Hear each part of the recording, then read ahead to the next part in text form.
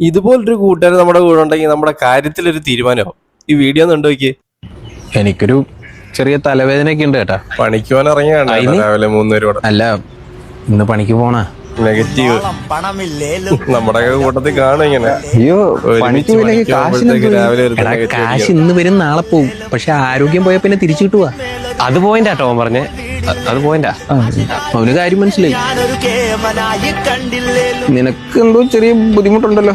ഇങ്ങനെ പറഞ്ഞു വരുമ്പോ എനിക്കൊരു നടുവേദന ഉള്ള പോലെ ഫീൽ ചെയ്യുന്നുണ്ട്. ഉണ്ടല്ലേ? അതാണ്.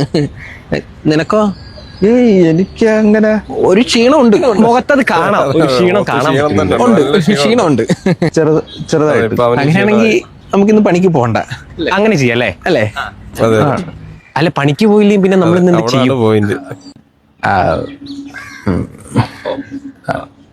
കുന്നോളം പണമില്ലേലും കൈതപ്പൂ മണമില്ലേലും കുയിലിന്റെ ഒരു സ്വരമില്ലേലും കൂടുകൂട്ടാനാളില്ലേ. നല്ല ആക്ഷനാണ്.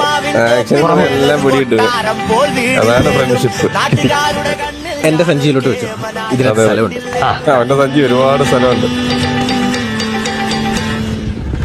അയ്യോ മുതലാളി എന്റെ പണിക്ക് വരാതെ എവിടെയാടാ മൂന്നാമരോടെ കറങ്ങി നടക്കുന്നേ?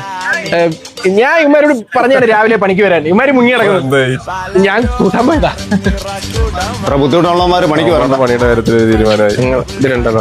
നീ വന്നോ? മുതലാളി പണ്ടേ ആ ചെറ്റകളോട് കൂട്ടുകൂടണ്ടെന്ന് പറഞ്ഞപ്പോ ഞാൻ കേട്ടാ മതിയായിരുന്നു. കുറച്ച് വൈകിയാണെങ്കിലും നിനക്ക് കാര്യം പിടികിട്ടി. Thank you.